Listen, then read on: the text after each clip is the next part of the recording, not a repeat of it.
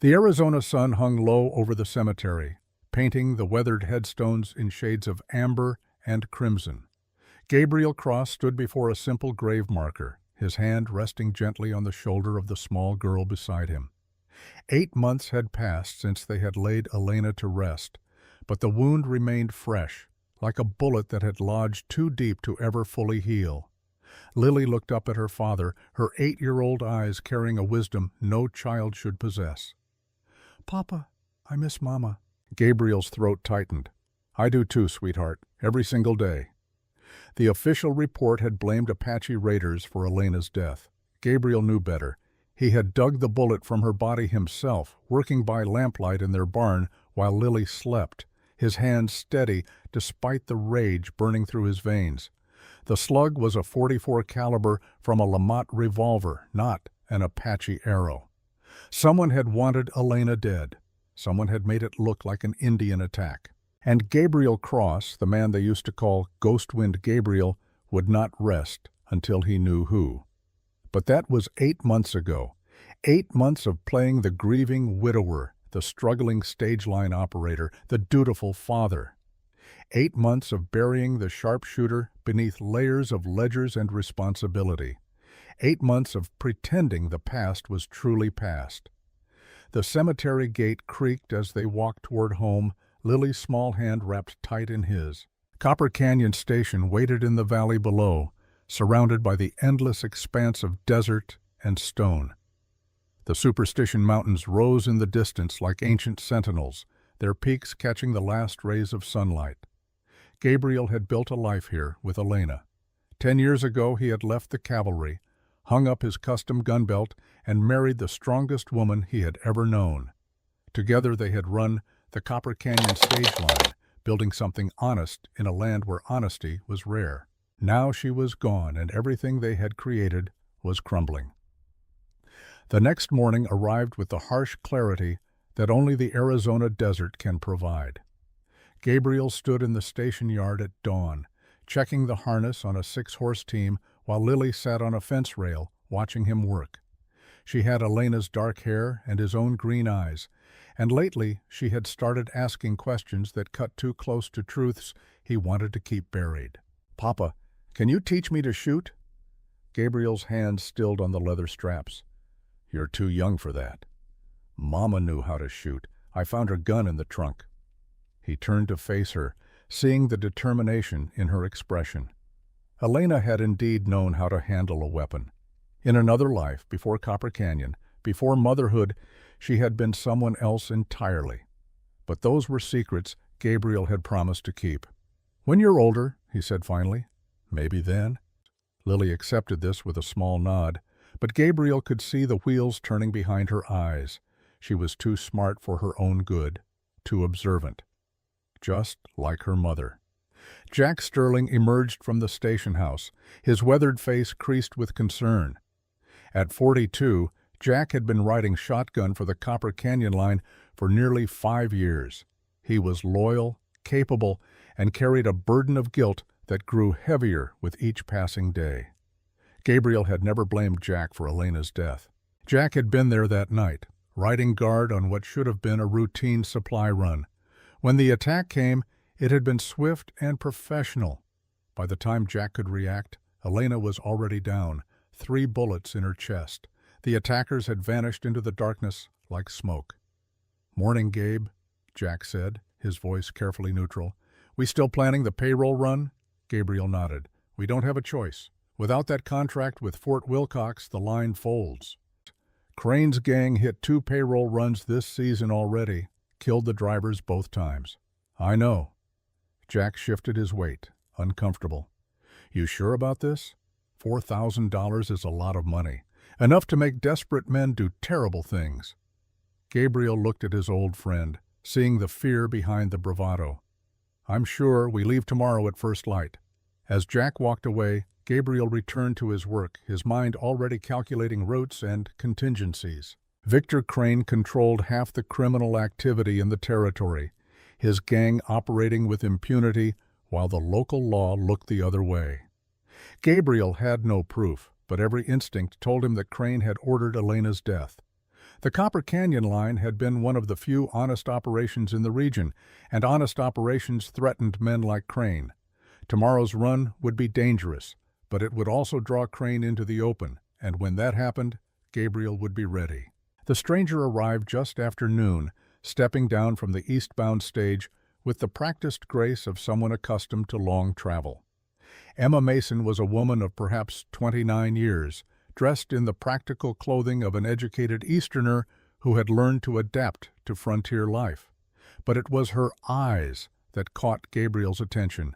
They held the same haunted quality he saw in his own mirror each morning. "Mr. Cross?" she asked, approaching him with careful formality. "My name is Emma Mason. I wonder if I might have a word with you in private." Gabriel gestured toward the station office, and once inside, with the door closed, Emma's composure cracked just slightly. "You knew my brother," she said, "Cole Mason. You trained him when he was with the cavalry." The name hit Gabriel like a physical blow. Cole Mason, the eager 18-year-old scout who had looked at Gabriel with hero worship in his eyes. The student who had absorbed every lesson about marksmanship, tracking, and survival with the desperate hunger of someone trying to prove his worth. "I remember Cole," Gabriel said carefully. "That was 12 years ago. What about him?"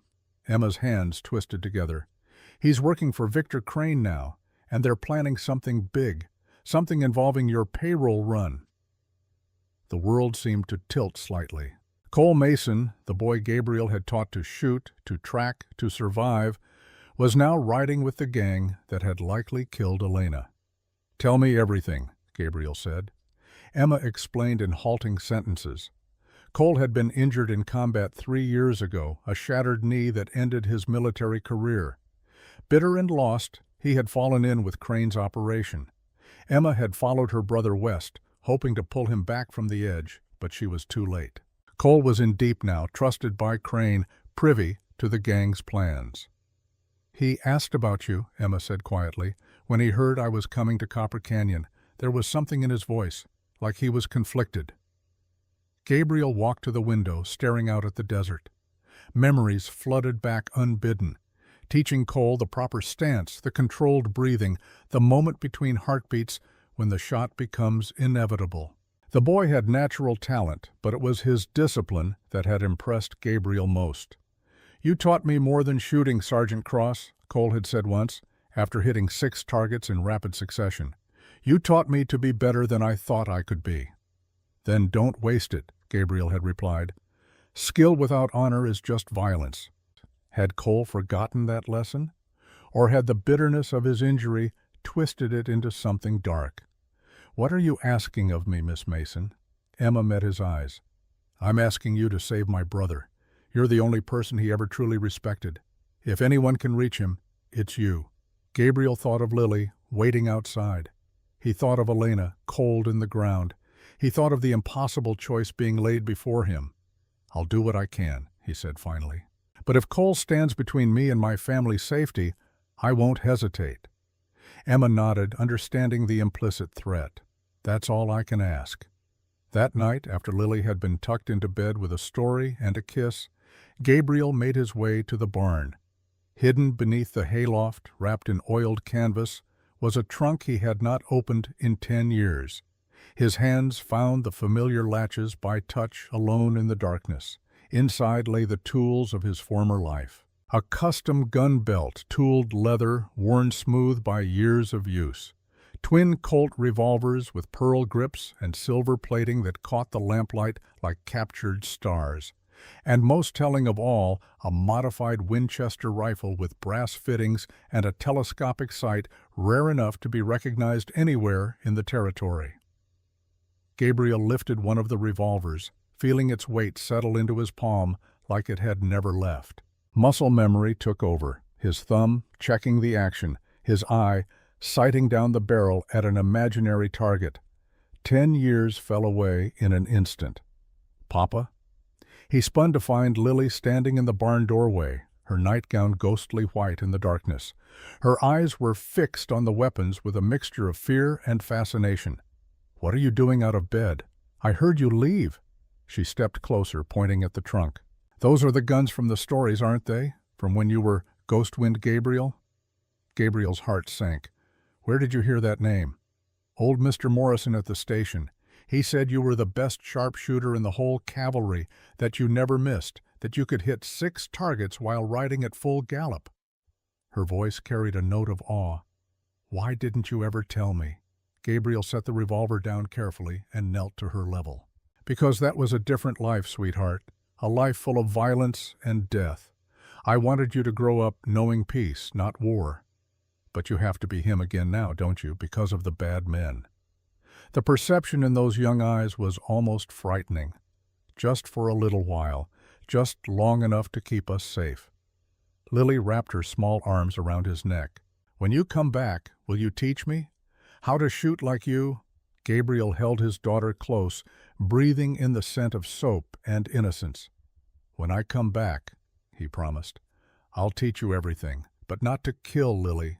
To protect, to defend. There's a difference, and it's important you understand that. I will, Papa. I promise.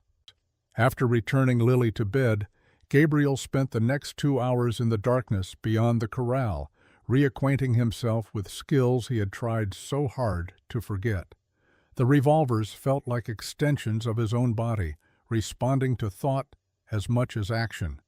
At 100 yards, he put 6 rounds through a single playing card tacked to a fence post, the shots coming so fast they sounded like one continuous roll of thunder. Jack Sterling watched from the shadows, his face pale in the moonlight. Sweet Jesus, he whispered. The stories were true. Gabriel holstered the weapons. Keep this between us. I don't want Lily seeing this part of who I am. Not yet. Gabe, what you just did, I've never seen anything like it. You weren't supposed to. Gabriel gathered up the spent casings, erasing evidence of the practice. Tomorrow we carry the payroll. If Crane's men come, they'll expect a stage driver and a shotgun messenger. They won't expect Ghostwind Gabriel. And Cole Mason? Gabriel's jaw tightened. Cole made his choices. If he chose wrong, he'll have to live with the consequences. Or die with them, he thought, but did not say. Dawn broke over the Superstition Mountains in streaks of gold and rose, painting the desert in colors too beautiful for the violence the day might bring. Gabriel stood on the station porch, watching the crew ready the stagecoach. Jack checked the shotgun, breaking it open and closed 3 times out of nervous habit. 2 passengers waited inside the station, Orion Bell, a Tucson bank agent, and Tyler Cross, a young mining engineer. Both knew the risks. Both had chosen to ride anyway. The payroll sat in an iron strongbox beneath the driver's seat. $4,000 in territorial script and hard coin, the future of Copper Canyon stage line, the bait that would draw Crane into the open. Lily emerged from the station house, her face brave, but her eyes betraying fear. Gabriel picked her up, holding her close. I love you, sweetheart. I love you too, Papa. Please be careful. She pressed something into his hand. Elena's red scarf, the one she had worn the day they married. Take this, so you remember Mama, so you remember to come home. Gabriel tucked the scarf into his shirt pocket, feeling it settle against his heart. I'll always come home to you. I promise. He set Lily down and climbed to the driver's bench, gathering the reins of the 6-horse team. Jack settled beside him, the shotgun resting across his knees. The passengers boarded, and Orion Bell secured the strongbox with chains. All set, Jack said quietly. Gabriel nodded, then cracked the whip above the team's heads. The horses surged forward, and the stage rolled out of Copper Canyon Station in a cloud of dust and hope. Emma Mason stood on the porch watching them go, her hands clasped in silent prayer. She did not see the rider on the ridge a mile distant, watching through field glasses. She did not see Victor Crane lower the glasses and smile his cold, predatory smile. But Gabriel saw. In the polished brass of a harness fitting, in the way the morning light caught movement where no movement should be, he saw, and he understood. The hunt had begun. And this time, Gabriel Cross was not the prey. He was something far more dangerous. He was a father with nothing left to lose, a husband with a debt of blood to collect, and a soldier who had never forgotten how to wage war. The Superstition Mountains rose before them, ancient and indifferent to the drama of men. Somewhere in those stone canyons, Cole Mason waited with the gang that had murdered Elena. Somewhere in that maze of rock and shadow, the truth about that night 8 months ago waited to be uncovered. Gabriel's hands were steady on the reins, his eyes scanning the horizon with the practiced vigilance of a man who had survived 100 ambushes. Beside him, Jack checked the shotgun one more time, then settled into watchful silence. The stage rolled on toward whatever fate waited in the desert ahead. Behind them, Copper Canyon Station grew smaller until it was just a speck against the vastness of the land. And on the porch, too small to see now, a little girl watched her father ride toward danger, clutching a rag doll to her chest and whispering prayers she had learned at her mother's grave. The wheel of justice turned slowly in the Arizona territory, but Gabriel Cross intended to give it a push, and God help anyone who stood in his way. The sun climbed higher as the stage rolled eastward, leaving Copper Canyon far behind. Gabriel kept the horses at a steady pace, conserving their strength for what lay ahead. The desert stretched endlessly in all directions, broken only by scattered Joshua trees and the ever-present mountains that seemed to watch their progress with ancient, knowing eyes. Jack Sterling rode shotgun in silence for the first hour, his weathered hands gripping the weapon with white-knuckled tension. Finally he spoke. "You thinking about Cole Mason?" Gabriel's eyes never left the trail. "Thinking about a lot of things. The boy you trained 12 years ago, is he still in there somewhere? Or did Crane's poison kill whatever good was left?" It was a question Gabriel had been asking himself since Emma's revelation. He remembered Cole as an eager young recruit, barely 18, with quick hands and quicker eyes. The cavalry had assigned Cole as a liaison during Gabriel's last year of service, and something about the boy's earnest determination had reminded Gabriel of himself at that age. "Everyone has a choice," Gabriel said quietly. "Cole's made his. We'll see soon enough what kind of man those choices turned him into." Inside the coach, Orion Bell clutched the strongbox chains with trembling fingers. The bank agent was a city man, soft around the middle, unused to frontier violence. Tyler Cross, the mining engineer, seemed calmer, though Gabriel had noticed the young man checking his small Derringer pistol every few minutes. The landscape began to change as they pushed deeper into the territory. The flat desert gave way to rolling hills of red stone, carved by centuries of wind and rain into fantastic shapes. Arroyos cut deep gashes across their path, forcing Gabriel to navigate carefully around washouts and loose scree. Morrison Station appeared at midday like a mirage shimmering in the heat. The way station sat in a natural depression, protected from the worst of the desert winds by a ring of low hills. Fresh horses waited in the corral, and the smell of coffee drifted from the station house. Gray Holt emerged as the stage rolled to a stop. The station master was a man of 70 years, his face weathered to the texture of old leather, his eyes still sharp despite his age. He had fought in the Mexican War, survived 3 Apache raids, and buried 2 wives in the hard Arizona soil. Nothing surprised Gray Holt anymore, except, apparently, the sight of Gabriel Cross. "Well, I'll be damned," Gray said slowly, his eyes narrowing as recognition dawned. "Ghost Wind Gabriel. Never thought I'd see you again." Gabriel climbed down from the driver's bench, his body stiff from hours of maintaining perfect balance. "That was a long time ago, Gray. Not so long I forgot." "Fort Apache 68. You put on an exhibition for the general staff. 6 moving targets at full gallop, 6 perfect shots." Gray shook his head in wonder. "Told my boys about it for years. They thought I was spinning tales." "The past is past," Gabriel said, his tone making it clear the subject was closed. But Gray wasn't finished. He stepped closer, lowering his voice so the passengers couldn't hear. "Heard about your wife. Elena was a good woman, didn't deserve what happened to her." Gabriel's jaw tightened. "No, she didn't. Also heard Crane's been making noise about taking over the Copper Canyon line, forcing you out or burning you down, depending on his mood." Gray's eyes were suddenly hard. You carrying something valuable today? 4,000 in payroll, Fort Wilcox contract. Gray whistled low. That's enough to make desperate men do stupid things. He gestured toward the mountains. Crane's boys have been watching Skeleton Gorge for 3 days. At least 6 of them, maybe more. They hit Patterson's run through there last week, killed the driver, wounded 2 passengers. Gabriel had expected as much. Then we won't be taking Skeleton Gorge. The main trail's the only route that'll fit a loaded coach. There's another way, through the canyon country to the north. Gray's eyebrows rose. Lost Horse Canyon? That route hasn't been used since the spring floods tore out half the trail. Even if it's passable, it's rough country. Narrow passes, blind turns, good place for an ambush if someone knows you're coming. They won't know, Gabriel said. Everyone expects us to take the main route.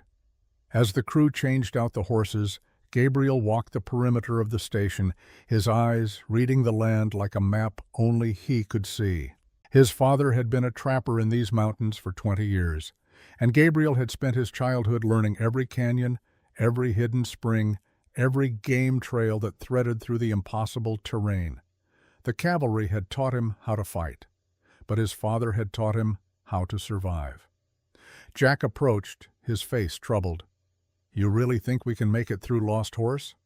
I cleared the lower section myself last week, Gabriel replied. Knew this day was coming. You've been planning this. Since the day they buried Elena. The words hung in the air between them. Jack had known Gabriel for 5 years, had seen him as a careful businessman, a devoted husband, a loving father. But this was someone else.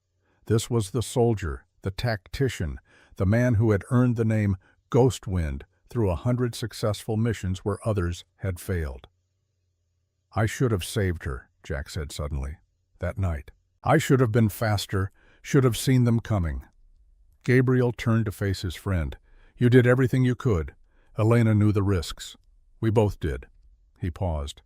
The men who killed her are going to pay for what they did, but not because of vengeance, Jack. Because they're a cancer in this territory, and cancers need to be cut out. A rider appeared on the eastern trail, moving fast. Emma Mason, her face flushed from the hard ride. She reined in beside Gabriel, breathing hard. They're at Skeleton Gorge, she gasped. 6 men. Cole is with them. He told me yesterday they were expecting you to take the main route. Did he know you were coming to warn me? Emma hesitated. I think so. He made sure I heard their plans. Almost like he wanted me to tell you. Gabriel considered this. Perhaps some part of Cole Mason still remembered honor, or perhaps it was a more elaborate trap. Either way, the decision was made. We take the canyon route, he said. Jack, get the passengers settled. We leave in 10 minutes. As Jack moved to obey, Emma caught Gabriel's arm. Please, whatever happens with Cole, remember, he's not evil. He's just lost. Lost men can still pull triggers, Gabriel replied. If he stands in my way, I'll do what needs to be done. Emma's eyes filled with tears, but she nodded understanding. Some choices led to places where mercy became impossible. The stage rolled out of Morrison Station with fresh horses and heavy hearts. Gabriel guided them north, away from the main trail, toward a landscape that grew increasingly hostile with each passing mile. The flat desert gave way to broken country, all sharp edges and sudden drops. Red stone rose on either side, channeling them into narrower and narrower passages. Lost Horse Canyon earned its name from the countless animals that had wandered into its maze and never found their way out. The canyon twisted like a snake, doubling back on itself, creating dead ends and false trails that could trap the unwary. But Gabriel knew the way. His father had shown him when he was 10 years old, tracing the route with a gnarled finger on a hand-drawn map. Remember, boy, his father had said, in this land, knowledge is survival. A man who knows the trails lives. A man who doesn't dies. The walls began to close in. What had started as a wide avenue between hills became a slot canyon barely wide enough for the coach. The horses snorted nervously, sensing the enclosed space, but Gabriel's steady hands on the reins kept them calm. This doesn't feel right, Jack muttered, his eyes scanning the canyon walls above them. "Trust me," Gabriel said. Then he saw it, the sign he had been watching for. A scattering of loose gravel beneath a turtle-shaped rock formation. Fresh cigarette smoke on the wind, faint but unmistakable. And there, barely visible in the shadow of a boulder, the edge of a cavalry-issue boot. Cole's signature. The boy had learned from the best. Gabriel's hand moved to the Colt at his hip, fingers brushing the grip in preparation. He leaned close to Jack, his voice barely a whisper.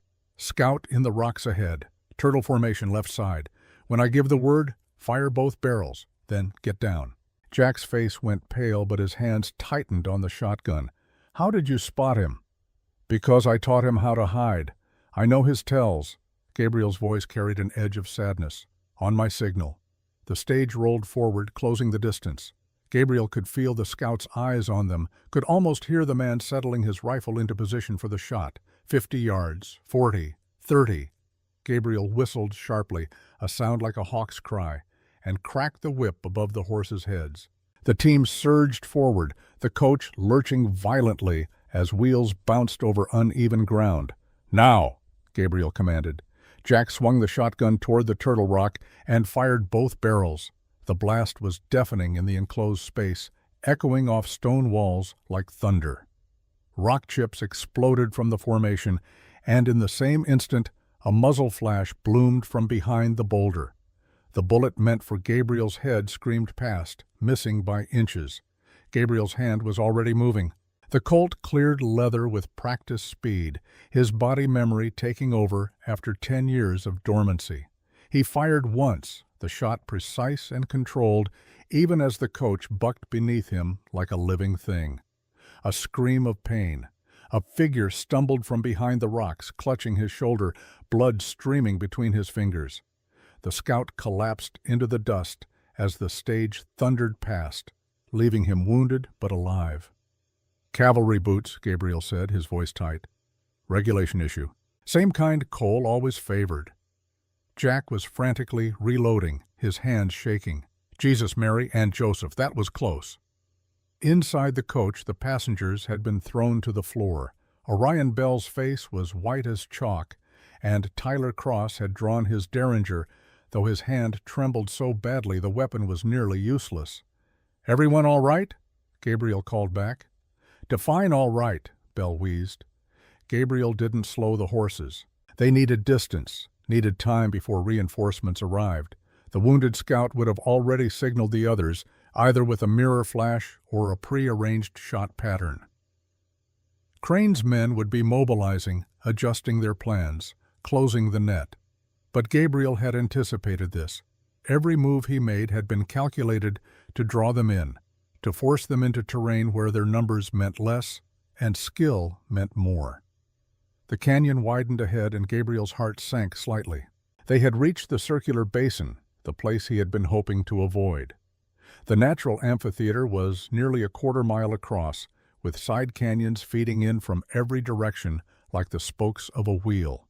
To reach the far exit, they would have to cross open ground with absolutely no cover. A perfect killing field. "I don't like this," Jack said, stating the obvious. "Neither do I." Gabriel's eyes scanned the rim, looking for the glint of sunlight on rifle barrels, the telltale shadow of men in position. Nothing visible, but that meant nothing. The ambush would come when they were most vulnerable, halfway across, with nowhere to hide. Then Gabriel saw it. A narrow split in the eastern wall, barely visible unless you knew where to look. A vertical crack in the stone, just wide enough for a horse to pass through single file. His father had called it the medicine crack because cavalry surgeons had used it to smuggle medical supplies during a smallpox outbreak when the army had sealed the main trails to prevent the disease from spreading. "We're not crossing the basin," Gabriel announced. Jack followed his gaze to the crack. "That won't fit a coach. It's barely wide enough for a horse." "It will if the driver's good enough." "You're insane." "Possibly." Gabriel turned the team toward the crevice. "But I'm also not dead. And that's what we'll be if we try to cross open ground with shooters on the rim." As they approached the split in the rock, Gabriel could see Jack's point. The opening looked impossibly narrow, barely 6 feet across at its widest point. The coach was 5.5 feet wide, and that didn't account for the wheels or the jutting corners of the luggage rack. Gabriel stopped the stage and climbed down. He opened the coach door to find 2 very frightened men staring back at him. "Gentlemen," he said calmly, "we're taking an alternate route. It will be uncomfortable, but it's preferable to being shot." Orion Bell stared at the crack in the stone. "That's not a route. That's a coffin." "No, sir. The coffin is the open basin where at least 6 men are waiting to separate you from that payroll you're guarding." Gabriel held the banker's gaze until Bell looked away. "Shall we proceed?" Reluctant nods followed. Gabriel helped them position themselves low in the coach, bracing against the seats. "Do not move. Do not speak. Do not even breathe loudly. Understood?" Once they were settled, Gabriel climbed back to the driver's bench. He closed his eyes for a moment, centering himself the way he used to before every difficult shot. Breathing slowed. Heart rate dropped. The world narrowed to just the task at hand. "Jack, I need you to walk the lead horses. Keep them calm, keep them moving forward. Talk to them if you need to." Jack climbed down without argument. Despite his fear, he trusted Gabriel's skill completely. Gabriel gathered the reins, feeling the familiar leather settle into his calloused palms. Then, with the same surgical precision that had once sent bullets into targets others called impossible, he guided the team toward the crack. The lead horses balked at first, sensing the tight confines. But Jack's quiet voice soothed them, and they stepped forward into the stone throat. The coach followed, and immediately Gabriel could hear the sickening scrape of wood against rock. Paint peeled away in long strips. The right rear wheel caught on a jutting stone, and for one heart-stopping moment, Gabriel thought they were wedged. He adjusted the angle by 6 inches. The wheel cleared with a grinding protest. Inside the coach, the passengers held their breath. Every sound was amplified in the enclosed space. The creak of leather, the rasp of wood on stone, the nervous stamping of the horses' hooves. The passage twisted after 20 yards, forcing Gabriel to navigate by feel as much as sight. The walls seemed to close in from both sides, like a stone vise tightening with every foot they advanced. Sweat dripped into Gabriel's eyes despite the cool air in the crevice's shadow. His world became inches and fractions of inches. A quarter turn of the wheel here to avoid a protruding rock. A slight shift in the team's angle there to keep the rear axle clear. It was driving reduced to its purest form, requiring the same focus and precision that had made him legendary with a rifle. The comparison wasn't lost on Gabriel. Whether guiding a bullet through the air or a coach through stone, the principle was the same: total control, absolute focus. The certainty that comes from knowing exactly what your body can do and trusting it completely. The passage seemed to go on forever. Gabriel lost track of time, existing only in the eternal present of the next obstacle, the next correction, the next impossible margin. Behind him, he could sense Jack's tension, the shotgun messenger watching helplessly as Gabriel threaded a needle no sane man would attempt. Then, gradually, the walls began to widen. The scraping sounds became less frequent. The horses moved with more confidence. Sensing open space ahead, they emerged on the far side of the basin, the coach battered but intact. Gabriel allowed himself a single deep breath, then immediately scanned their surroundings. They had gained perhaps 15 minutes. Not much, but enough. Crane's men would still be watching the basin, waiting for a stage that would never come. By the time they realized what had happened and circled around, Gabriel intended to be miles away. Jack climbed back up to his seat, his face a mixture of awe and disbelief. "I've seen some driving in my day, but that—" he shook his head. "That was something else entirely." "We're not clear yet," Gabriel said, already urging the horses forward. As if summoned by his words, rifle fire cracked from the ridgeline above. 3 riders appeared, silhouetted against the brilliant blue sky. Their weapons flashed again and again, but the shots kicked up dust near the horses rather than aiming for Gabriel or Jack. "They're not trying to kill us," Jack growled, returning fire with the shotgun even though the range was hopeless. "They're trying to stop us." "Crane wants the payroll intact," Gabriel confirmed, "and he'll want witnesses eliminated afterward, clean and final." Gabriel hauled the team toward a cluster of massive boulders, the only cover within 100 yards. The stage skidded sideways, wheels throwing up rooster tails of dust before sliding behind the rocks. Bullets spanged off stone, showering them with chips and fragments. For a moment there was relative safety. Gabriel helped the passengers out, positioning them between the coach's iron-reinforced frame and the natural barricade of the fallen tree and boulders. "Stay down," he ordered. "Don't move unless I tell you." Tyler Cross finally found his voice. "How many are there?" "At least 6, Gabriel replied, his eyes scanning the terrain. "Probably more coming." The 3 riders on the rim had stopped shooting, content to keep them pinned while reinforcements arrived. Gabriel could see them conferring, pointing, adjusting positions. Professional. Disciplined. Crane hired good men. He had to give the outlaw that. Then a voice drifted down from the rocks above, calm and conversational. "You're outnumbered, Cross. Toss out the payroll and maybe you walk away from this." Gabriel's response was a single shot that sent the speaker's hat spinning into the dust. A perfect shot at over 200 yards, fired from a braced position against the boulder. Silence followed. Then, more cautiously, "Next one takes your eye. I suggest you turn around and ride away while you still can." The men hesitated. They had expected a stage driver and a shotgun guard, not this. Gabriel could see their uncertainty in the way they pulled back slightly, conferring with more urgency. But then more riders appeared on the opposite rim, and more behind them. The trap was closing from multiple directions, and Gabriel realized with cold clarity that this was more than a simple ambush. This was a coordinated military operation. Crane had learned from past mistakes. He wasn't leaving anything to chance. Gabriel made a quick calculation. 6 rounds in each Colt. The Winchester held 15 if it was fully loaded, which it wasn't. Jack had the shotgun with maybe a dozen shells left. Tyler Cross had his Derringer with 2 shots, functionally useless at this range, against 12 or more professional gunmen. The mathematics didn't favor survival, but mathematics had never told the whole story. Gabriel looked at Jack. "How's your ammunition?" "Enough for maybe 3 more volleys. Make each one count." Then Gabriel did something that surprised everyone, including himself. He stood up, fully exposed, both Colts holstered at his hips. He faced the riders on the rim with the calm of a man who had already accepted whatever came next. "I know you're up there, Cole," he called out. "We need to talk."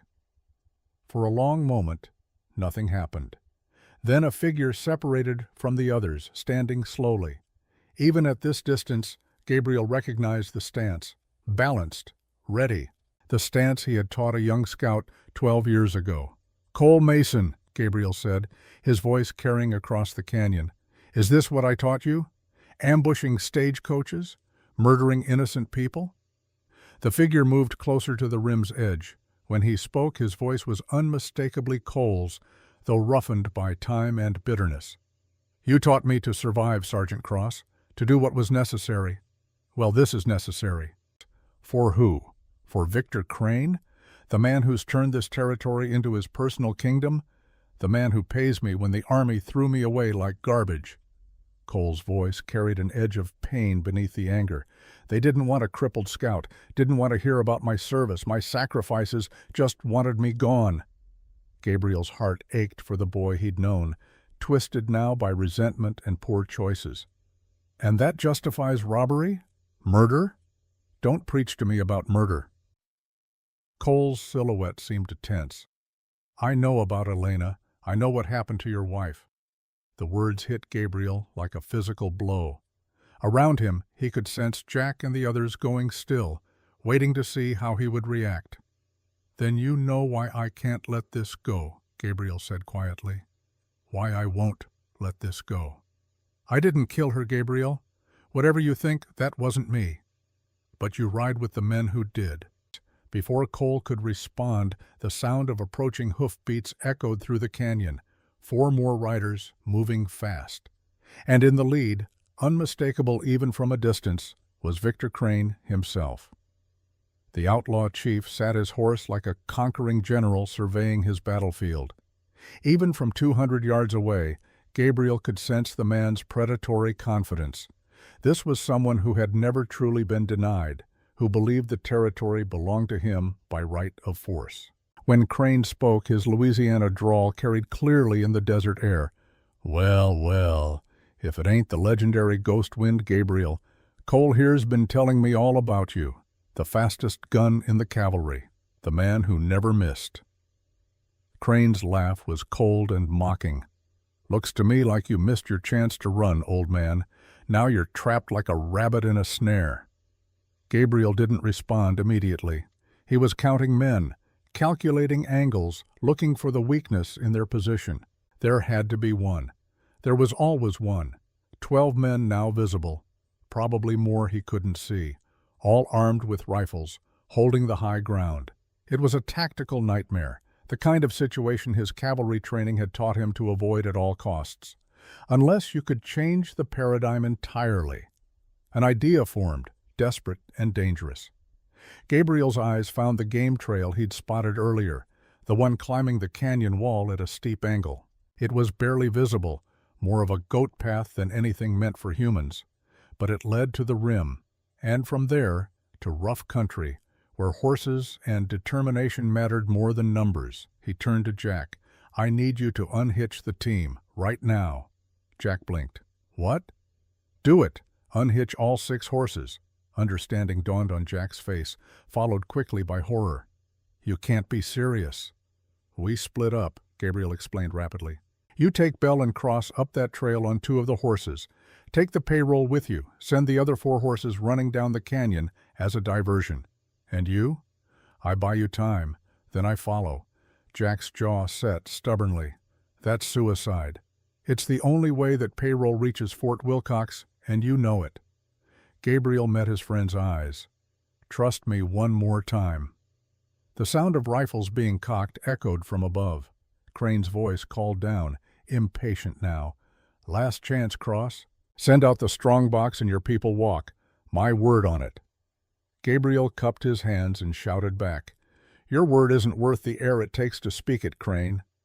Then, before anyone could react, he stepped fully into the open atop the fallen cottonwood tree. Exposed, vulnerable. Every rifle above could have cut him down in an instant. But Gabriel was betting on Crane's greed. The outlaw wanted the payroll intact, wanted it badly enough to hesitate before giving the kill order. "Cole," Gabriel called, "you said I taught you to survive. I also taught you honor. Which lesson are you going to follow today?" Cole's silhouette stood frozen on the rim. Around him, the other riders shifted nervously, waiting for orders that didn't come. In that moment of hesitation, Jack made his choice. He leaped down from the driver's bench and began unhitching the horses with practiced speed. Orion Bell and Tyler Cross caught on quickly, helping where they could while staying low behind cover. Gabriel never took his eyes off Cole Mason. The 2 men regarded each other across the canyon, across 12 years and 100 choices that had led them to this moment. "I'm sorry it came to this," Gabriel said, though whether Cole could hear him at this distance, he didn't know. Then Gabriel's hands moved with the lightning speed that had earned him his reputation. Both Colts cleared leather and fired, not at men but at the rocks directly above Crane's position. The bullets struck with perfect precision, dislodging a shower of stones that cascaded down, forcing the riders to scatter. In the same fluid motion, Gabriel leaped down from the tree, slapped the rumps of the 4 loose horses, and sent them stampeding down the canyon. The animals bolted in panic, and the sudden movement drew attention just as Gabriel had intended. Chaos erupted. Some of Crane's men fired at the horses, thinking the payroll was somehow attached. Others fired at Gabriel, but he was already moving, zigzagging toward the canyon wall with the agility of a man half his age. Bullets kicked up dirt around his feet. One tugged at his sleeve. Another whined past his ear, close enough to feel the wind of its passage. But Gabriel had crossed 100 killing zones in his cavalry days. He knew how to make himself a difficult target, knew how to use terrain and movement to spoil an enemy's aim. He reached the base of the game trail and began climbing, using every handhold, every foothold, ascending with desperate speed. Behind and below he could hear Crane screaming orders, fury replacing the earlier confidence. Jack and the passengers were already 20 yards up the trail, the two loaded horses picking their way carefully up the steep incline. The strongbox was lashed to one horse's saddle, its weight making the animal strain with each step. A rifle cracked below. Gabriel felt the bullet whip past, too close. He pulled one of the Colts and fired back, not expecting to hit anything, but forcing the shooters to take cover. Halfway up the wall, Gabriel risked a glance toward Cole's position. The young man had reached the canyon floor and was sprinting toward the base of the trail. His rifle was in his hands, but he wasn't firing. Their eyes met for a fraction of a second. Then Cole raised his rifle, aimed carefully, and pulled the trigger. The shot went wide by a full 3 feet. Deliberately, obviously wide. In that moment, Gabriel understood. Whatever Cole Mason had become, whatever choices he'd made, some part of him still remembered honor, still remembered the lessons his teacher had tried to instill. Another choice made, another bridge burned. Gabriel continued climbing as Crane's men reorganized below. He could hear the outlaw chief's voice raised in fury, demanding to know why no one had hit the target yet. The answer, though Crane wouldn't understand it, was simple. Gabriel Cross had spent 20 years learning how to be impossible to kill. Some skills, once mastered, never truly faded. He reached a ledge 50 feet up and paused to catch his breath. Below, the canyon floor swarmed with angry men. Above, Jack and the passengers were nearing the rim, almost safe. Gabriel checked his weapons. Both Colts still had rounds remaining. His Winchester was back with the abandoned coach, but he wouldn't need it for what came next, because Gabriel had no intention of following Jack up the trail. He began moving sideways along a narrow ledge, working his way perpendicular to the trail toward a section of the canyon wall that few men would dare to attempt. With each step he drew more attention, became a target they couldn't ignore. This was the plan. Draw every eye to himself, let Jack get the payroll clear, and then disappear into terrain so hostile that even Crane's numbers wouldn't matter. Somewhere in the maze of canyons ahead lay Sidewinder Pass, where flash floods and rattlesnakes made the journey nearly as dangerous as the men pursuing him. But Gabriel knew those canyons. His father's ghost walked those stone corridors, and Gabriel had never forgotten the lessons learned there. He moved like a mountain cat across the vertical stone face, fingers finding impossible holds, boots settling on ledges barely wide enough to support his weight. Behind him, Crane's furious cursing echoed off the canyon walls. And somewhere above, Cole Mason stood alone, watching his former teacher do the impossible one more time, his rifle unfired in his hands and something like regret in his eyes. The hunt had only just begun, but the prey had become the hunter. And Victor Crane was about to learn what happened when you cornered a man who had nothing left to lose and everything to avenge. Gabriel moved across the canyon face like a shadow given human form, his fingers finding purchase where none seemed to exist, his boots settling on ledges that would crumble under a less careful step. 50 feet below, Crane's men scrambled to organize a pursuit, their voices echoing off stone walls in a cacophony of fury and confusion. The lateral movement had been a gamble, but it was paying off. Every eye was now fixed on Gabriel's impossible traverse, watching in fascination and frustration as he worked his way along the vertical stone. No one was looking at the game trail anymore, where Jack Sterling and the two passengers were nearly at the rim with $4,000 in payroll. Gabriel allowed himself a grim smile. The diversion was working exactly as planned. Thunder rumbled in the distance. a sound that made Gabriel pause mid-reach. He looked west and saw what he had been hoping for and dreading in equal measure. Dark clouds were building over the mountains, their bellies heavy with the promise of rain. In the desert, rain didn't fall gently. It came in violent bursts that could turn dry arroyos into raging torrents in minutes. Perfect conditions for what came next, and potentially fatal if his timing was off. Gabriel reached a natural break in the cliff face and squeezed through, emerging onto a narrow shelf that led toward Sidewinder Pass. The pass was a twisting slot canyon that coiled through the mountains like a serpent, so narrow in places that a man had to turn sideways to pass. It was treacherous under the best conditions. During a flash flood, it became a death trap.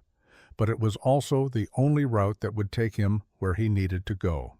And if the storm hit while he was inside, well, Crane's men would face the same danger if they followed. He heard shouting below.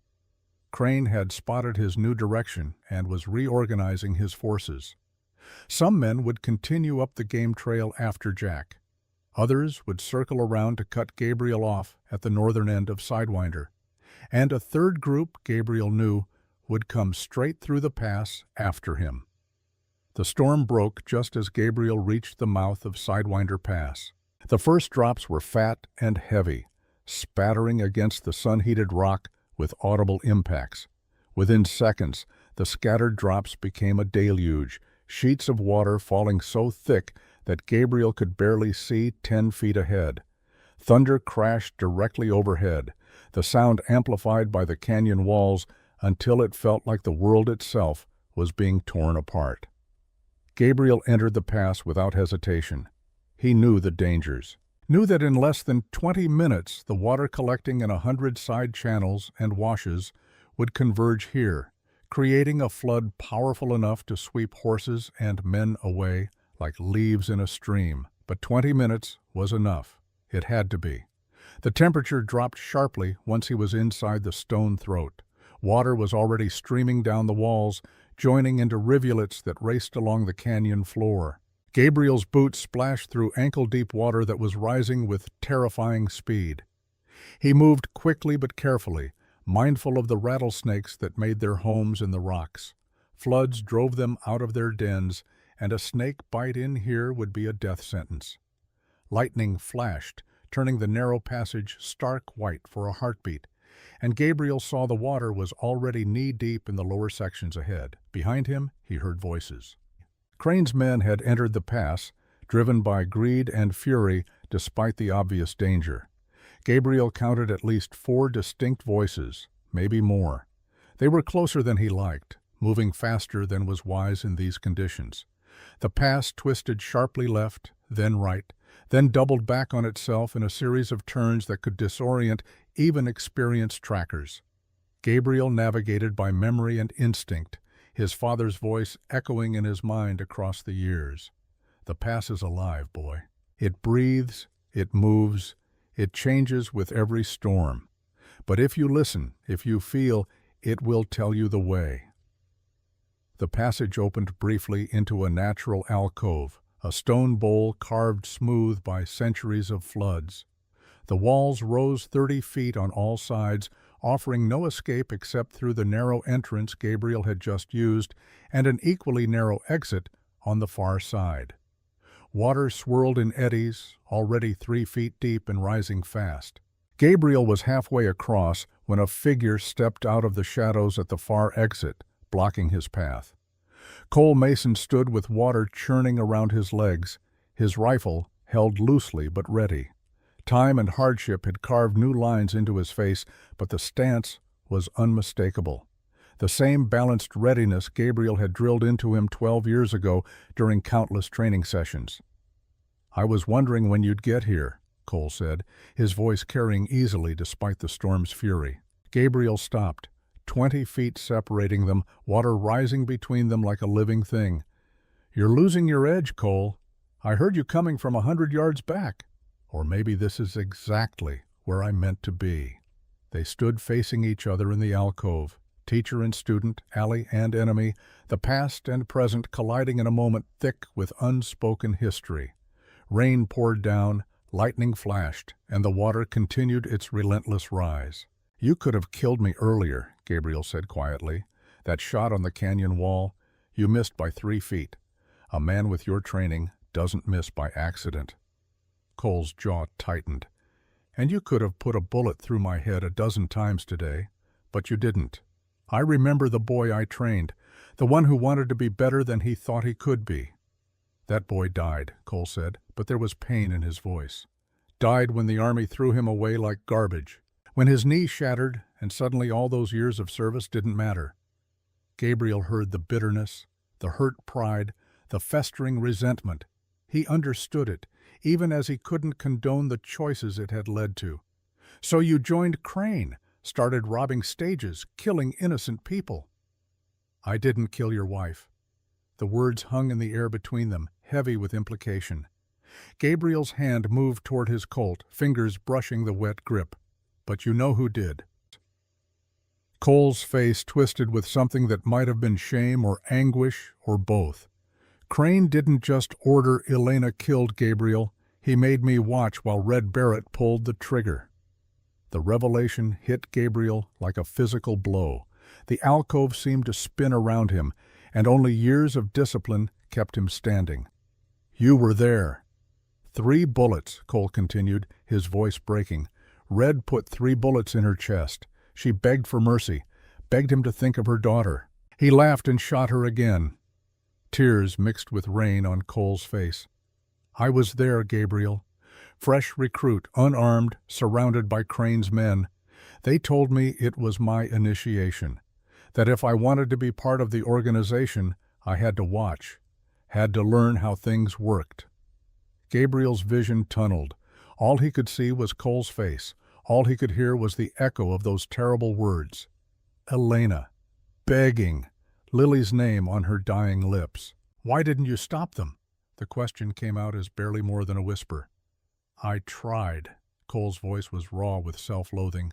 "I tried to move, tried to shout, and they beat me down, held me while it happened, made me watch every second." He looked directly at Gabriel, eyes hollow with remembered horror. "That's when I decided. That's when I swore on my parents' grave that I would destroy Victor Crane from the inside." The implications crashed through Gabriel's rage like cold water. "You've been undercover." 3 years, Cole confirmed. "Working my way into Crane's trust, collecting evidence, names, dates, bank accounts, buried bodies, everything a federal marshal would need to clean out the corruption in this territory." He paused. "Emma doesn't know. She thinks I've gone bad. I couldn't risk telling her, couldn't risk anyone finding out." Gabriel's mind raced, reassessing everything he thought he knew about this day. The deliberate misses, the advanced warning through Emma, the scout positioned where Gabriel would see the cavalry boots, all of it calculated to help Gabriel survive while maintaining Cole's cover. "The marshal in Tucson," Gabriel said slowly. "You've been feeding him information for 2 years. But we need Crane alive for trial, need his testimony to bring down the judges and sheriffs in his pocket." Cole's eyes were desperate now, pleading. "I need him alive, Gabriel. I know what you want. I know the rage you're carrying, but if you kill Crane, we lose everything. All those deaths, all those crimes, they all vanish with him." The water was chest deep now, the current strong enough to rock them both where they stood. Soon it would be too deep to stand, too powerful to resist. They had minutes at most before this alcove became a drowning pool. The sound of splashing and cursing announced the arrival of pursuers. Red Barrett's voice, sharp with pain from the leg wound Gabriel had given him, echoed through the passage. "Got him cornered in here! Cole's got him pinned!" Gabriel's eyes met Cole's across the swirling water. A decision had to be made, and it had to be made now. Cole made it for both of them. His rifle came up fast, pointed directly at Gabriel's chest. "Don't move!" he shouted, loudly enough for the approaching men to hear. Then, so quietly that only Gabriel could catch the words under the storm's roar, "Third crevice on the east wall, leads to caves. Follow it until it splits. Take the right tunnel, comes out north of the old mill." Gabriel's eyes flicked to the east wall and found the opening, barely visible in the shadows and spray. A crack in the stone, half underwater already, just wide enough for a man to squeeze through. "Why?" Gabriel breathed. "Because you taught me more than shooting." Cole's finger tightened on the trigger. "You taught me honor, taught me that some things matter more than survival." Red Barrett and 3 other men splashed into the alcove, weapons drawn. They saw Cole with his rifle aimed at Gabriel and relaxed slightly. "About damn time," Red growled. "Crane wants this son of a bitch alive. Says he's got questions about where that payroll went." Cole's eyes never left Gabriel's. In them, Gabriel saw apology, determination, and the shadow of the boy he'd once trained. Then Cole's rifle barked, the muzzle flashed bright in the dim alcove. Pain exploded across Gabriel's left shoulder as the bullet carved a furrow through flesh. He spun with the impact, crying out, and fell backward into the churning water. The cold was shocking, disorienting. He let himself go limp, floating face down, blood curling away from his shoulder in thin crimson ribbons. He heard Red's voice, muffled by water and distance. "He dead?" "Clean shot," Cole replied, his voice steady. "Didn't want to take chances." Boots approached through the water. Gabriel forced himself to remain perfectly still, even as his lungs began to burn. A boot nudged him, rolling him partially over. He kept his eyes closed, his body slack. "Damn shame," Red muttered. "Heard he was something special back in the day." "Past don't matter when you're dead," another voice said. "Search him," Red ordered. "Crane wants to know where my money went." As hands reached for him, Gabriel's eyes snapped open. The knife he'd palmed from his boot sheath drove upward, burying itself in Red Barrett's wounded thigh. The outlaw screamed and staggered back, and chaos erupted in the alcove. Gabriel surged up from the water, both Colts somehow in his hands despite the soaking, despite the wound, despite everything. He fired twice, the shots going wide but forcing the other men to dive for cover. Cole swung his rifle toward the others, not Gabriel. "He's alive," he shouted, firing a shot that knocked a weapon from one man's hand. "Traitor!" Red bellowed, clutching his doubly wounded leg. The alcove became a thunderbox of gunfire, the sound deafening as it bounced off stone walls. Water churned red with blood. Men shouted and cursed. Lightning strobed through the narrow opening above, turning the chaos into a series of frozen nightmare images. Gabriel moved through it all with the deadly efficiency of a man who had survived 100 such moments. He used the water, the spray, the confusion, working his way toward the crevice Cole had shown him. A bullet tugged at his vest. Another scorched past his ear close enough to feel the heat. Cole was firing methodically, keeping the others pinned, creating the opening Gabriel needed. Their eyes met for one final moment across the maelstrom. "Go!" Cole shouted. "I'll hold them!" Gabriel wanted to argue, wanted to pull Cole out with him, but there was no time. The water was neck-deep now, the current becoming irresistible. In seconds they would all drown if they didn't get out. He dove for the crevice, pulling himself through the narrow opening just as a bullet struck the stone inches from his head. The last thing he saw was Cole taking a hit to the temple, blood spraying, his body slamming against the wall even as he continued to fire. Then Gabriel was in darkness, swept along by an underground current that he could neither see nor control. The tunnel was absolute blackness, a void so complete that Gabriel couldn't tell if his eyes were open or closed. Water filled it nearly to the ceiling, leaving only inches of airspace. He gasped and choked, his hands scraping along rough stone as the current pulled him deeper into the mountain's hidden veins. His shoulder burned where Cole's bullet had grazed him. His lungs ached from oxygen deprivation. Every instinct screamed at him to panic, to fight the current, to claw his way back to light and air. But Gabriel had spent 20 years learning to master instinct, to think clearly in the midst of chaos. He forced himself to relax, to let the water carry him, to conserve oxygen and energy for when he would need them most.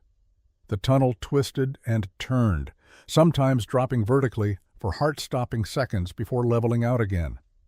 Gabriel's head broke the surface whenever the ceiling rose high enough, and he gasped desperate breaths before being pulled under again. Time lost all meaning in the darkness. It might have been minutes or hours.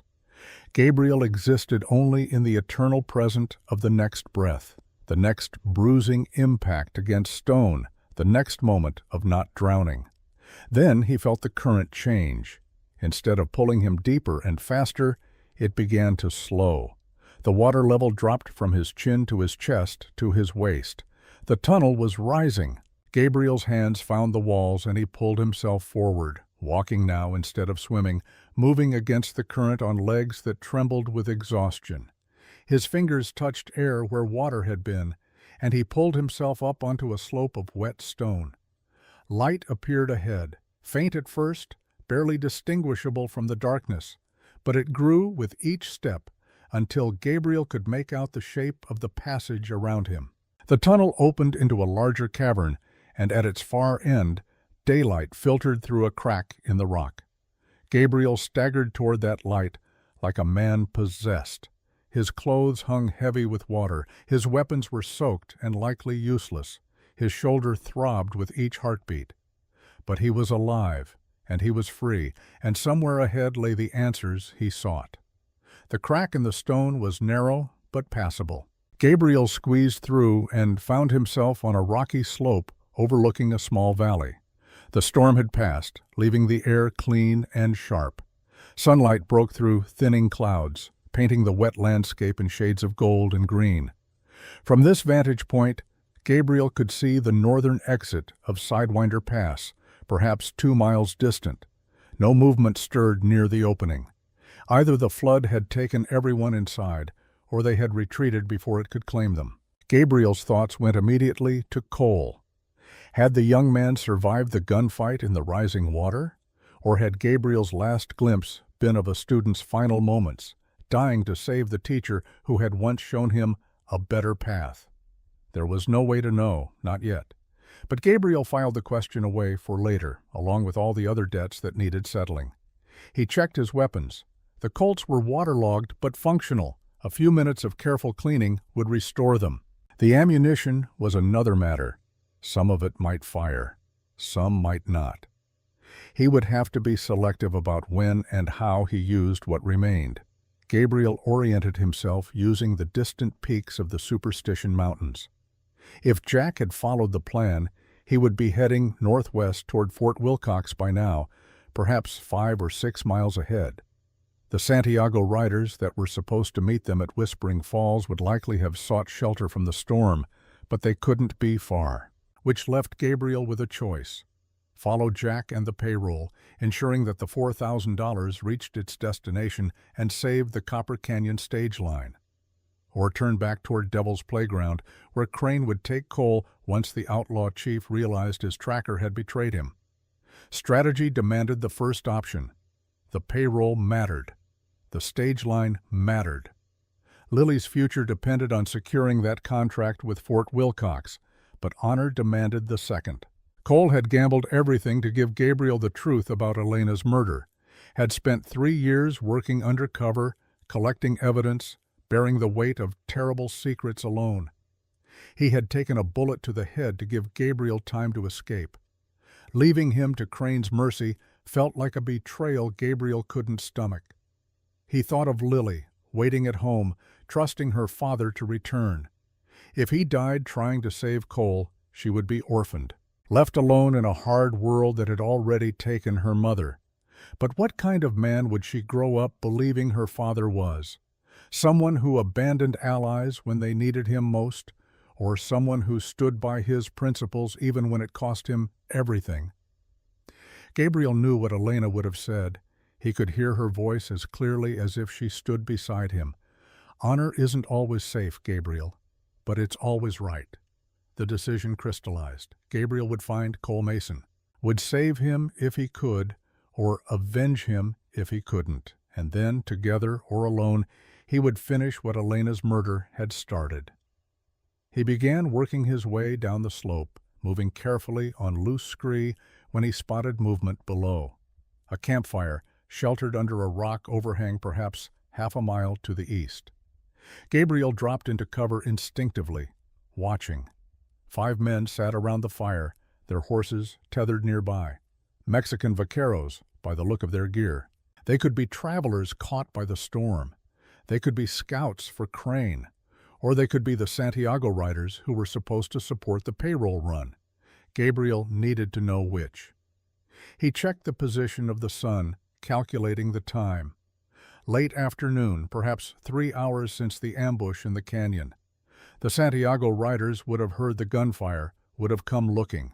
He made his decision and began working his way toward the camp, moving with the silent efficiency that had earned him his cavalry reputation. When he was within 100 yards, he stopped behind a boulder and performed the 4-note whistle that served as the Santiago Ranch signal. The response was immediate and violent. All 5 men came to their feet with weapons drawn, spreading into a defensive formation with practiced precision. These were not ordinary ranch hands. An older man with silver-streaked hair stepped forward, his rifle held ready but not quite aimed. "Identify yourself," he called in Spanish-accented English. "Gabriel Cross, Copper Canyon stage line." Gabriel stepped into view slowly, hands visible and empty. "I'm looking for men Nail sent to support my payroll run." Recognition flickered across the older man's weathered face. "Senor Cross, we wondered why your coach never appeared on the main trail." He lowered his rifle and gestured for the others to do the same. "I am Raven, brother of Nail. The storm delayed us. We took shelter here." Gabriel approached the camp, accepting the blanket one of the younger vaqueros offered. The warmth was welcome after his underground ordeal. "The coach took another route," Gabriel explained, keeping his account brief. "We were ambushed at Phantom Flats. My shotgun messenger, Jack Sterling, separated from me with the passengers and the payroll. They should have reached the rim road by now." Raven's eyes narrowed with concern. "We saw no one when the storm drove us from the high trails." His gaze lingered on Gabriel's wounded shoulder and exhausted posture. "You are injured and alone. What happened to the rest?" Gabriel told them the essentials. The ambush, the escape through the Slot Canyon, his separation from Jack's group. He left out certain details. Cole's revelation about being undercover. The impossible shot that had saved Gabriel's life while maintaining Cole's cover. Some truths were too dangerous to speak aloud, even to allies. "This man, Cole Mason," Raven said carefully when Gabriel finished. "He turned on his employer to help you escape?" "It's complicated," Gabriel replied. "But yes, in the end, he chose the right side." "And now?" "Now Crane has him. They were taking him to Devil's Playground when I last saw them." Raven exchanged glances with his men. They all knew Devil's Playground's reputation, the stone labyrinth, where outlaws took people who needed to disappear permanently. "We heard shots near Eagle Peak perhaps an hour ago," one of the younger vaqueros offered. 3, maybe 4 shots, then nothing. Eagle Peak commanded the northern approach to Fort Wilcox. If Jack had been intercepted there, the payroll could be in jeopardy. Gabriel's mission was splitting into 2 critical paths, and he couldn't be in both places at once. Before he could speak, another voice called from the edge of camp, "Mr. Cross, thank God you're alive." Gabriel spun to see Emma Mason emerging from behind the horses, her clothes mud-stained and torn, her face pale with worry.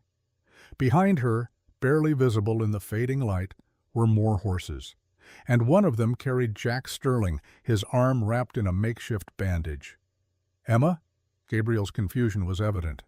"Jack, how are you here?" Emma rushed forward. "We met Raven's men on the rim trail. The storm drove us all to this shelter." Her eyes searched his face desperately. "Cole, have you seen Cole? Is he alive?" The hope in her voice nearly broke Gabriel's heart. He thought of Cole standing in the flooded alcove, taking a bullet to save someone else. The last glimpse of blood and water and falling bodies. "He was alive when I last saw him," Gabriel said carefully. "But Crane has him now. They're taking him to Devil's Playground." Emma's face crumpled. "Then he's as good as dead." "Not while I'm breathing," Gabriel said with quiet steel. "I'm going after him." "That's madness," Jack protested, limping forward. His left arm was bound tight against his chest, blood seeping through the bandages. "Crane's got a dozen men. You're wounded, exhausted. Half your ammunition is wet. I know the odds." Then you know it's suicide. Gabriel met his friend's eyes. Cole gave me the truth about Elena, about who killed her and why. He spent 3 years undercover collecting evidence that could clean the corruption out of this whole territory. He paused, letting that sink in. I won't leave him to die for doing the right thing. Silence fell over the camp. The vaqueros looked at each other, weighing the words of a man they barely knew against the reality of what he was proposing. Raven spoke first. The payroll reached Fort Wilcox? We fought through an ambush at Eagle Peak, Jack confirmed. Lost 1 horse. I took a bullet through the arm, but Bell and Cross got the money to the fort. Contract secure. Gabriel felt a weight lift from his shoulders. Lily's future was safe. The stage line would survive. Whatever happened next, that much was assured. Then the question, Raven said slowly, is whether we help Senor Cross rescue this Cole Mason or whether we let him ride to certain death alone. Cole is my brother, Emma said, her voice steady despite her tears. I thought he'd betrayed everything our parents taught us, but he was honoring them all along, working to expose evil from the inside. She looked at Gabriel with desperate gratitude. You believed in him when I couldn't. The least I can do is help you bring him home. One of the younger vaqueros cleared his throat. Nail sent us to help Senor Cross however he needed. The payroll is delivered, but the job isn't finished if his friend is in danger. Gabriel started to protest. This isn't your fight. You made it ours when you told us what Cole's been doing, Raven said simply. A man who fights corruption from the inside for 3 years? Who risks everything for justice? That's a man worth saving. He turned to his crew. Zen and Core, you ride to Fort Wilcox. Confirm the payroll delivery and report to the territorial marshal. Tell him what's happening here. The rest of us, Raven continued, meeting Gabriel's eyes, ride with you to Devil's Playground. Emma stepped forward. I'm coming too. Emma, Gabriel began. He's my brother, she said firmly, and I've already lost 3 years believing the worst of him. I won't lose the chance to tell him I was wrong. Gabriel recognized the steel in her voice. It reminded him of Elena, that same fierce loyalty that wouldn't bend or break. He nodded acceptance. They spent the next 20 minutes preparing. Gabriel cleaned and dried his Colts as best he could, testing each chamber to identify which rounds were still viable. 5 good shots in his right-hand gun, 4 in his left. He would have to make each one count. Raven provided a fresh horse, a sleek mare named Mariposa.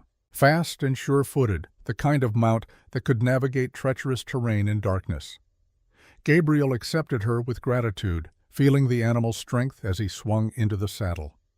As the sun touched the western horizon, painting the sky in shades of blood and fire, the group rode east toward Devil's Playground. Gabriel led, with Raven at his side and Emma just behind. The 3 remaining vaqueros spread out in a loose formation, weapons ready, eyes scanning the darkening landscape. They covered ground quickly, following tracks that Crane's men had made no effort to hide. The outlaw chief was confident, perhaps overconfident. He believed Gabriel dead or dying in Sidewinder Pass, believed Cole was his loyal tracker, believed the payroll was still somewhere to be claimed. He was wrong on all counts, and Gabriel intended to educate him on the cost of those mistakes. They reached the outer boundary of Devil's Playground as moonlight began to silver the strange landscape. The place lived up to its name. Stone pillars rose like ancient giants frozen mid-stride. Balanced rocks defied gravity, perched impossibly on narrow pedestals. Arches and bridges of natural stone created a maze that could swallow an army and never reveal where it had gone. "We go on foot from here," Raven whispered. "Hooves echo too much in this place." They secured the horses in a narrow gully and continued on foot, moving in single file through passages that sometimes forced them to turn sideways and squeeze through. The moonlight created treacherous shadows, turning familiar shapes into threatening strangers. 20 minutes into the labyrinth, they heard it. A scream, sudden and sharp, cut off almost as soon as it began. Gabriel's blood ran cold. Cole! They moved faster now, caution warring with urgency. The stone corridors seemed to twist endlessly, each turn revealing nothing but more rock and shadow. Then, finally, a faint orange glow appeared ahead, firelight reflecting off sandstone walls. Raven signaled a halt, and they crept forward to a low shelf of stone that overlooked a shallow, natural bowl. At the bowl's center sat an old miner's cabin, little more than stacked stone and rotting timber. Light spilled from a single window and the half-open door. 4 horses were tied outside, and 2 men stood guard, rifles held loosely as they passed a bottle between them. From inside the cabin came the sound of voices. Gabriel couldn't make out words, but he recognized the cadence. Crane's Louisiana drawl asking questions. Another voice responding, defiant despite obvious pain. Cole, still alive, still fighting. Gabriel studied the terrain with a soldier's eye. The bowl offered almost no cover between their position and the cabin. 30 yards of open ground that would leave them completely exposed. A direct assault would be suicide. Raven pointed to a rock chimney that rose beyond the bowl. A rifleman up there could control the approach, but it would take time to reach it without being seen. Gabriel shook his head. Cole doesn't have time. He continued scanning, looking for the weakness that every defensive position possessed. There had to be something. There was always something if you knew where to look. Then he saw it. The guards were relaxed, almost casual. They weren't expecting trouble. Crane believed his position was secure, his enemies dead or scattered. That confidence was a weapon Gabriel could use. He turned to Raven. I need your men to create a disturbance from the western approach. Nothing that directly threatens the cabin. Just enough noise to draw attention in that direction. And while they're distracted, I go in the front door. Raven's eyebrows rose. That's not a plan. That's suicide. It's the only advantage we have. They're not expecting anyone to be insane enough to try it. Gabriel checked his Colts one final time. 9 viable rounds between them. It would have to be enough. Emma touched his arm. Please, bring him back. I will, Gabriel promised, one way or another. He removed his wet jacket, welcoming the cold if it meant freedom of movement. His fingers checked the familiar weight of each weapon. The revolvers settled into his palms like old friends, extensions of his will made steel. Raven gave him a measuring look. Nail said you were called Ghost Wind Gabriel, said you could shoot like no one she'd ever seen. Gabriel neither confirmed nor denied it. Tell your men to be ready. 5 minutes. As Raven moved off to position his vaqueros, Gabriel prepared himself with the ritual that had preceded every dangerous mission of his cavalry days. Slow breathing, heart rate dropping to combat calm, the world narrowing until only the task existed. He thought of Lily, sleeping safe in Copper Canyon, trusting her father to return, of Elena, whose murder had set all of this in motion, of Cole, beaten and tortured in that cabin, paying the price for choosing honor over survival. Some debts could only be paid in blood, and Gabriel Cross had come to collect. He pulled a small mirror from his pocket, angling it until moonlight flashed toward Raven's position. The signal. Seconds later, gunfire erupted from the western rocks. Not aimed at the cabin, just wild shots that echoed off the stone and sparked against rock. Shouts followed. The deliberate crash of someone knocking loose stones down a slope. The guards jerked alert, rifles coming up as they moved toward the disturbance. From inside the cabin, Crane's voice barked orders. Both of you, check it out! The guards hesitated only a moment before jogging away from the cabin, drawn by the commotion. Gabriel waited 3 heartbeats. Then he moved. He crossed the 30 yards of open ground in absolute silence, a shadow among shadows, his boots finding purchase on stone without so much as a whisper of sound. 20 years of training crystallized into this single sprint, this one perfect approach. Red Barrett stepped into the cabin doorway, drawn by the gunfire. He had time to see Gabriel's shape materialize from the darkness, time to open his mouth to shout. The Colt's barrel caught him across the temple with surgical precision. Red's eyes rolled back and he collapsed without a sound. Gabriel caught the body, easing it down gently. One threat neutralized. He stepped to the doorway, both revolvers drawn, and took a single breath to center himself. Then he pivoted through the opening in one fluid motion, arms extended, feet planted in perfect shooting stance. The cabin's interior was exactly as he'd imagined: dim lamplight, stone walls, sweating moisture. And in the center, slumped in a chair with his hands bound behind him, sat Cole Mason. The young man's face was barely recognizable, both eyes swollen nearly shut.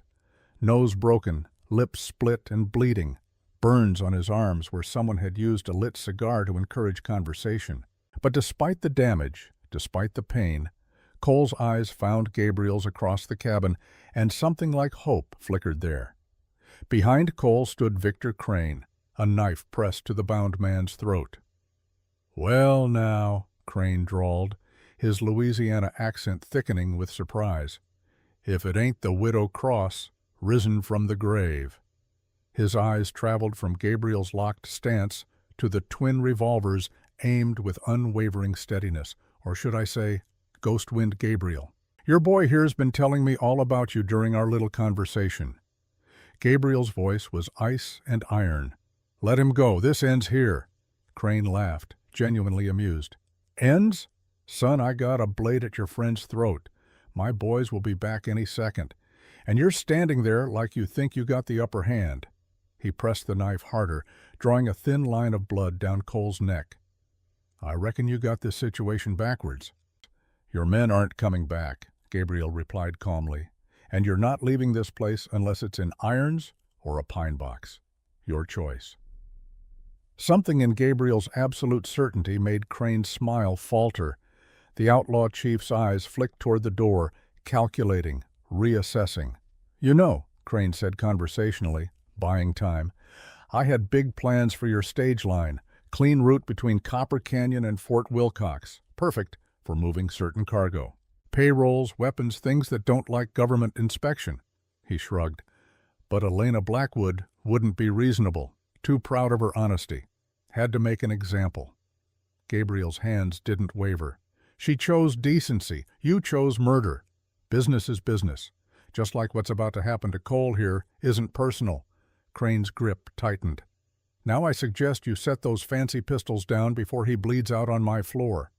Cole spoke then, his voice torn raw by hours of interrogation. "Shoot him, Gabriel. Don't hesitate." Crane hissed and dug the blade deeper. "Shut your mouth, traitor." But Cole continued, ignoring the knife, his eyes locked on Gabriel's. "He won't see it coming. He doesn't believe anyone can make that shot." Something passed between them in that moment. Teacher and student. The bond forged over countless hours of training, the trust built through shared danger. Gabriel saw the absolute faith in Cole's battered face and understood what was being asked of him. "Last chance," Gabriel said quietly. "Drop the knife," Crane sneered. "Or what? You'll shoot through your friend? Even Ghost Wind Gabriel isn't that good." Cole smiled through blood-stained teeth. "That's where you're wrong." Crane's attention flicked to Cole for just a heartbeat, a fraction of a second's distraction as he tried to understand the condemned man's confidence. It was enough. Gabriel's mind processed the shot in the space between heartbeats. Distance, 12 feet, target width, 2 inches between Cole's ear and Crane's forehead. Cole's head position, tilted 7 degrees left. Lighting, flickering lamp creating shadows. Crane's breathing, irregular, elevated heart rate from tension. Wind, none. Interior space. Emotional state, absolute calm. The mathematics resolved. The shot was possible. Barely. It required perfection. Required the kind of accuracy that had made Gabriel legendary. Required complete trust between shooter and target. Gabriel fired. The world seemed to slow. The Colt's hammer fell. The powder ignited. The bullet left the barrel at 800 feet per second, traveling the 12-foot gap in a fraction of an instant. It passed within a quarter inch of Cole's left ear, so close the young man felt the wind of its passage, so precise that a single muscle twitch would have meant death. The bullet struck Victor Crane exactly between the eyes. The knife clattered to the floor. Crane's body slammed backward into the stone wall, sliding down and leaving a dark smear across the rock. His eyes were still wide with surprise, still registering the impossibility of what had just happened. Then they saw nothing at all. Absolute silence filled the cabin. Cole stared first at Crane's body, then at Gabriel, his expression caught between shock and awe. "You actually did it," he whispered. "The impossible shot." Gabriel crossed the room, holstering his weapons as he moved to cut Cole's bonds. "I told you once, impossible is just probability waiting on the right hands." The ropes fell away, and Cole tried to stand, but his legs gave out immediately. Gabriel caught him, supporting the younger man's weight. "Elena," Cole asked hoarsely, "avenged?" "Because of you," Gabriel said, and there was no keeping the emotion from his voice. "Thank you for everything." They stood like that for a moment, teacher and student, brothers in all but blood, both men with tears streaming down their faces as years of pain and guilt and honor flowed out in the aftermath of violence. The cabin door burst open. Raven and his vaqueros poured in, weapons ready, but they lowered their rifles when they saw the scene. Emma pushed past them, her eyes finding her brother alive and conscious. "Cole!" She ran to him, and Gabriel stepped back to let them embrace. "I'm sorry," Cole sobbed into his sister's shoulder. "I'm so sorry for everything, for making you think I'd gone bad, for not being able to tell you." "You're alive," Emma said fiercely.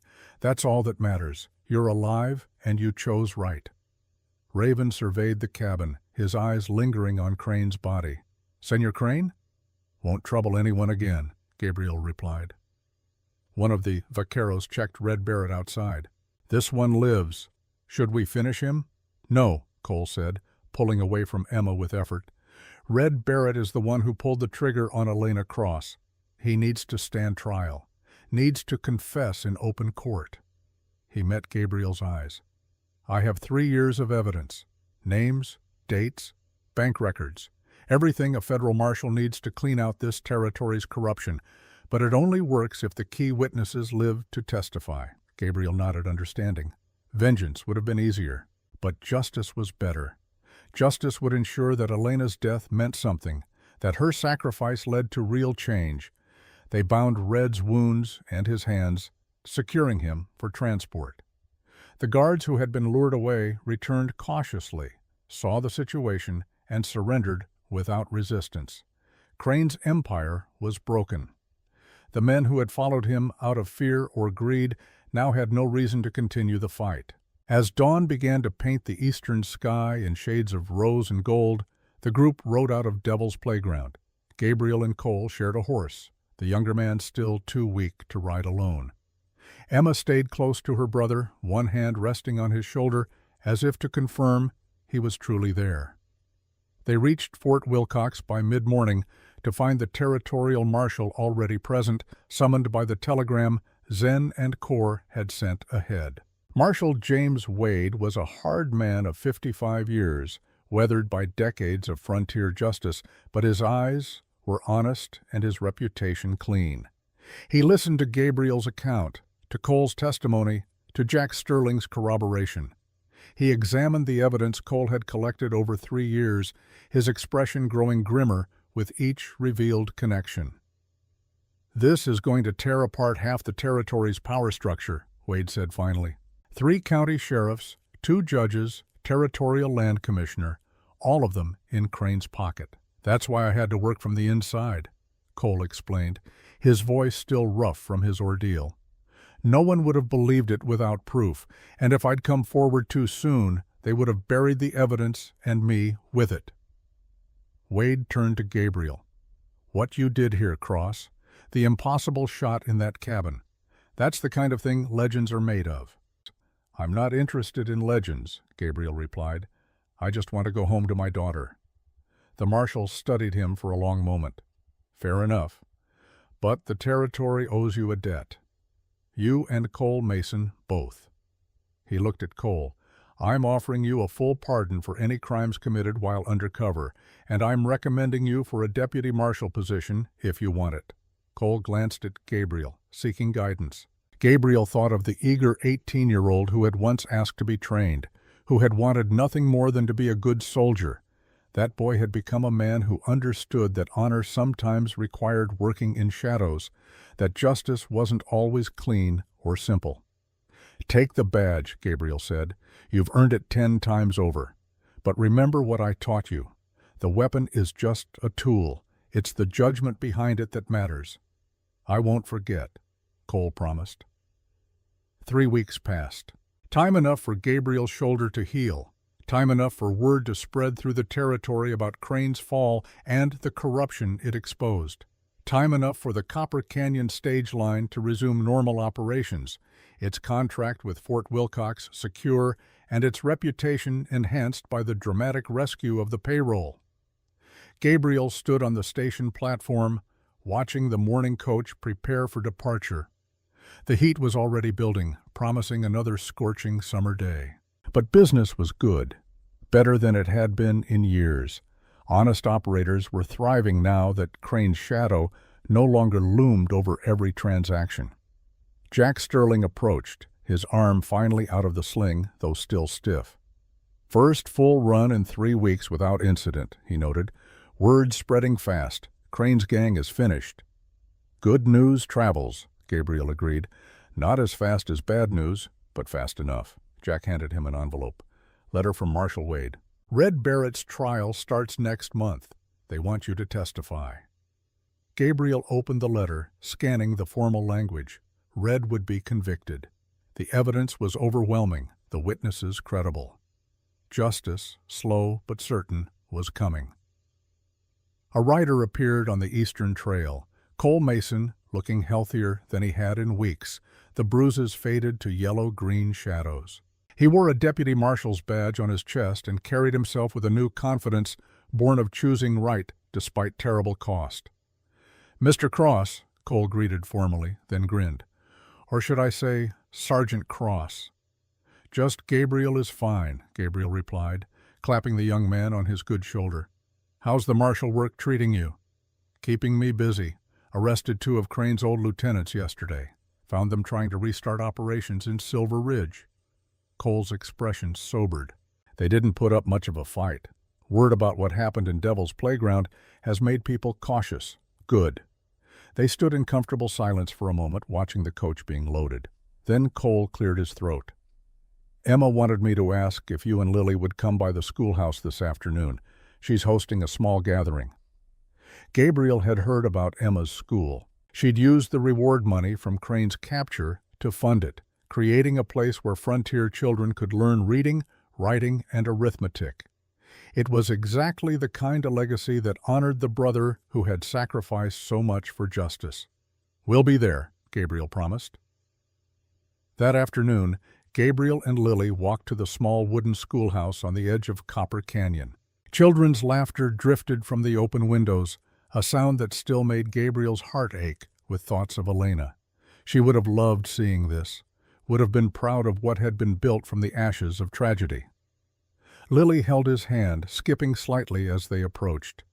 She was wearing a new dress, her dark hair pulled back with a ribbon Elena had given her.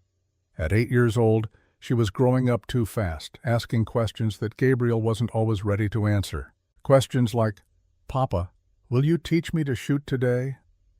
Cole emerged from the schoolhouse, leaning on a cane but smiling. Behind him came Emma, wiping flour from her hands. The simple gathering was exactly what they'd promised.